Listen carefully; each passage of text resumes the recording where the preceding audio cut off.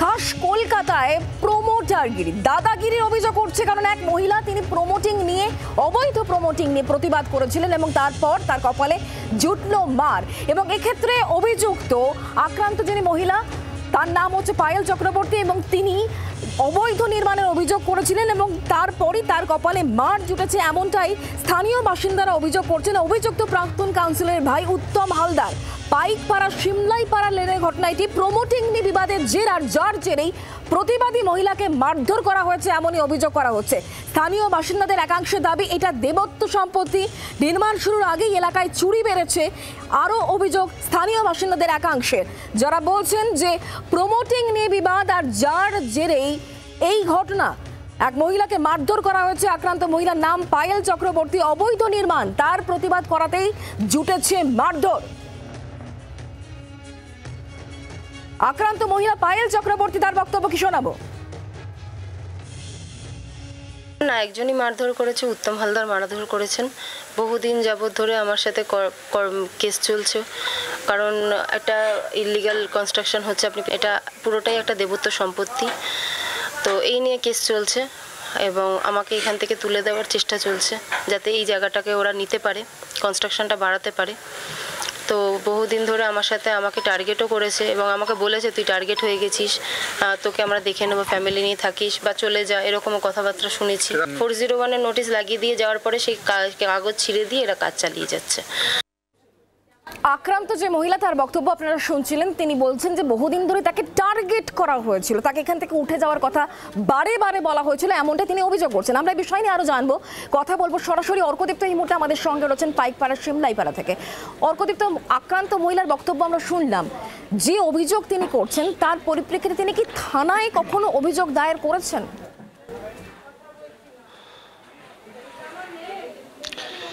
একেবারে তিনি থানায় অভিযোগ দায়ের করেছেন এবং তার পরিবারের তরফ থেকে এই অভিযোগ দায়ের করা হয়েছে চিতপুর থানাতে এবং এফআইআর করা হয়েছে। তবে তাদের বক্তব্য যে এফআইআরগুলো যেগুলো করা হয়েছে সেগুলো বেশিরভাগই বেলেবল অফেন্স, ফলে তারা খুব একটা নিশ্চিত হতে পারছেন না এফআইআরটা কতটা কার্যকরী হবে। এখনো পর্যন্ত উত্তম হালদারকে গ্রেফতার করা হয়নি, ফলে তাদের বক্তব্য যে তারা এখনো অত্যন্ত ভীত সন্ত্রস্ত রয়েছেন। সন্ধেবেলার পর তার বাড়ি থেকে বেরোতে পারছেন না। আমি একটু দেখাবো, এই যে সিমলাইপাড়া লেন 22 নম্বর, সেটা তার বাড়ি এবং এই যে পিছনে যে বিল্ডিং দেখতে পাচ্ছ আর আন্ডার কনস্ট্রাকশন বিল্ডিং, এই বিল্ডিং নিয়ে কিন্তু মূলত যাবতীয় বচসার সূত্রপাত। তাদের বক্তব্য যে কর্পোরেশনের তরফ থেকে 401-এর নোটিশ দেওয়া হয়েছিল এবং সেই নোটিশ দেওয়ার পরেও কি করে কনস্ট্রাকশন কন্টিনিউ হচ্ছে সেটা তারা প্রশ্ন তুলেছেন। এবং বছরখানেক আগে পায়েল চক্রবর্তী, তার হাজব্যান্ড, তিনি একটা কেস আদালতে দায়ের করেন এবং সেই মামলা কিন্তু এখনো চলছে, কিন্তু কনস্ট্রাকশন কিন্তু ফুল সুইংয়ে চলছে। এবং তাদের বক্তব্য যে নোটিশ কর্পোরেশনের তরফ থেকে লাগানো হয়েছিল সেই নোটিশ ছিঁড়ে ফেলে দেওয়া হয়েছে এবং তারপরে কনস্ট্রাকশনের মতোই চলছে এবং এটা একটা দেবত্ব সম্পত্তি। এবং তাদের মতে কর্পোরেশনের সাইটে এরকম কোনো বাড়ি কনস্ট্রাকশন এনলিস্টেড নয়, সুতরাং পুরোটাই ইললিগাল। এবং গত 12 তারিখে এই রাত্রিবেলাতে তারা রাত 2:30 নাগাদ তারা বলেন যে বেশ কিছু কেন এই উদ্যোক্ত, এর পেছনে কি ঠিক রয়েছে আমি জানবো। অবশ্যই তুমি আমাদের সঙ্গে থাকো। পায়েল চক্রবর্তী তিনি আক্রান্ত, তার হাজবেন্ড তিনি বলছেন যে পুরসভার তরফ থেকে 401-এর নোটিশ লাগানো হয়েছিল, সেই নোটিশ ছিঁড়ে ফেলা হয়েছে। হাজবেন্ডের বক্তব্য, পায়েল চক্রবর্তী যিনি আক্রান্ত হয়েছেন তার স্বামীর বক্তব্য শোনাবো। এখানে একটা ইনলিগাল কনস্ট্রাকশন হচ্ছে আর এখানে কেউ থাকে না, এই ফ্ল্যাটে কেউ থাকে না, বাইরে থেকে তালা দেওয়া, সেটাও আমরা সবাই দেখেছি। কিন্তু আমরা যখন ভেতরে পাড়ার ছেলেরা মিলে ঢুকে দেখছি 7 জন রয়েছে ওখানে। আমি তখন সবার সামনে জিজ্ঞেস করি যে তোমরা এখানে ঢুকলে কি করে, কে তোমাদের ঢুকতে দিল, তোমরা কারা? এই কথাটা বলাতে আমাকে গালিগালাজ করে ওপর থেকে নিচে নামিয়ে দেয় এবং তাতে পাড়ার ছেলেরা সাক্ষী আছে, তারা ছিল। নিচে নেমে এসে আমি আমার ওয়াইফকে বলি, আমার কাকিমণিকে বলাতে উত্তম হালদার আর বাকি ছেলেরা যখন সব নেমে আসে তখন আমার ওয়াইফ চেস করে যে কেন আমাকে গালাগালি করলো, কারণটা কি। বলার পরে বচসা হতে হতে হট করে ঘুষি মেরে দেয়, এই জায়গাটা হাত তুলে দেয় গায়ে। এবার ভীষণভাবে নিরাপত্তার অভাব বোধ করছি, তার কারণ হচ্ছে ও এখন ছাড়া ঘুরে বেড়াচ্ছে, পুলিশ এখনও ওকে অ্যারেস্ট করেনি। পায়েল চক্রবর্তী তার স্বামীর বক্তব্য শুনলেন এবং তার মুখ থেকে উত্তম হালদার নামে একজন ব্যক্তির নাম উঠে আসছে। অর্কদীপ্ত এটাই জানার চেষ্টা করব, উত্তম হালদার কে, যার কথা বলছেন পায়েল চক্রবর্তী এবং তার স্বামী, এবং তিনি খোলা আম ঘুরে বেড়াচ্ছেন, তাকে পুলিশ ধরছে না। অন্ততপক্ষে বেশ কিছু সময় আগে এই বিষয়টা পুলিশকে তারা জানিয়েছিলেন।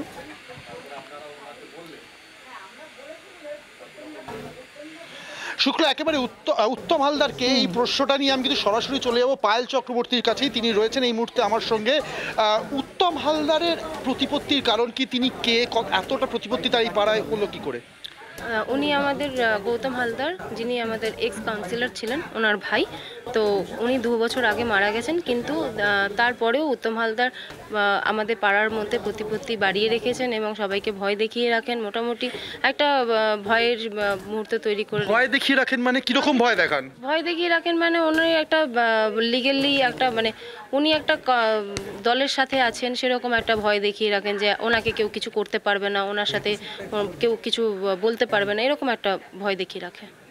উনি কবে এই যেদিনকে 12 তারিখে এই ঘটনাটা ঘটলো তারপর থেকে কি ওনার সাথে কোনো রকম কথাবার্তা দেখা হওয়া বা ওনাকে কোথাও দেখা গেছে? হ্যাঁ, ওনাকে দেখা গেছে, পাড়ার লোকেরা বলেছে যে ওনাকে দেখা গেছে, কারণ উনি অ্যারেস্ট হননি। আর আমার ছেলের বন্ধু বান্ধবরা বলেছে যে উনি পাড়ার মধ্যেই আছেন। শুক্লা, দেখো যেমনটা উনি বললেন যে উনি রীতিমতো একটা ভয়ের বাতাবরণ তৈরি করে রাখেন এই যে পাড়াতে রয়েছেন, এবং এখনো পর্যন্ত অ্যারেস্ট করা হয়নি ওনাকে, এবং পাড়াতে নাকি বলা বেশ কিছু মানুষ তারা নাকি তাকে দেখেছে এমনটাই দাবি করছেন পায়েল চক্রবর্তী। দেখো বিষয়টা আরও একটা জিনিস আছে, এটা একটা অন্য একটা পার্সপেক্টিভও রয়েছে পায়েল, শুক্লা। সেটা হচ্ছে এই যে শুধু দেবত্ব সম্পত্তিতে কনস্ট্রাকশন তাই নয়, যবে থেকে এই কনস্ট্রাকশন শুরু হয়েছে তবে থেকে পাড়ার বাসিন্দাদের অভিযোগ, শুধু পায়েল চক্রবর্তী বা তার হাজবেন্ড নয়, যারা আশেপাশে বাড়িতে যারা রয়েছেন তাদেরও অভিযোগ যে চুরির প্রকোপ অত্যন্ত বেড়ে গেছিল এই পাড়াতে, এবং তাদের অভিযোগের আঙুল কিন্তু যারা কনস্ট্রাকশন কাজে এখানে রয়েছেন তারাই কেউ এই চুরি ঘটাচ্ছেন। কারুর বাড়ি থেকে 6,000 টাকা, কারুর বাড়ি থেকে মোবাইল এবং নিত্য প্রয়োজনীয় বিভিন্ন জিনিস, মিক্সার গ্রাইন্ডার, এই ধরনের জিনিস চুরি হয়েছে। সেইটা নিয়ে প্রতিবাদ জানাতে উত্তম হালদারের কাছে কিন্তু প্রথমে তারা গিয়েছিলেন। সেখান থেকেই বাকবিতণ্ডা, এবং 12 তারিখ রাত্রি 2:30টার সময় এই তুমুল বৃষ্টি হচ্ছিল বলে বক্তব্য পায়েল চক্রবর্তী এবং তার স্বামী। সেই সময় কিন্তু বাকবিতণ্ডা থেকেই তাকে পদক্ষেপ করে কিনা বা পুলিশ কতটা অ্যাক্টিভ হয় সেদিকে অর্ক দিতে আমাদের নজর থাকবে। আপাতত ধন্যবাদ। স্থানীয় মানুষজন, স্থানীয় বাসিন্দাদের বক্তব্য আমরা পেয়েছি, তারা ঠিক কি বলছেন এই ঘটনার পরিপ্রেক্ষিতে তাদের বক্তব্য কি শোনাবো।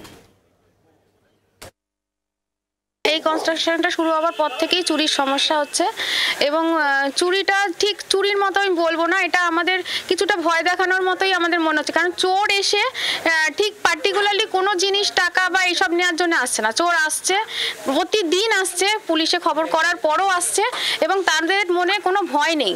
আমার মনে হয় কোনো প্রভাবশালী লোকের মদত পাচ্ছে বলে ওরা এসে চুরি করছে। এটা একটা ভয় দেখানোরই ব্যাপার। এবং প্রতিটা বাড়ির লোকেরা, আমরা মহিলারা এখানে সবাই জানে যে মহিলারা এখানে বেশি থাকে, ছেলেরা আছে তারা বাইরে কাজ করে। এখানে প্রতিটা বাড়িতেই মেয়ে আর বাচ্চা নিয়ে সবাই থাকে। তো সেই জন্য জায়গাটা ভীষণই কমজোর, এবং তারা এসে একটা ভয়ের জায়গা তৈরি। বাংলার আওয়াজ, বাঙালির আবেগ, জি 24 ঘন্টা।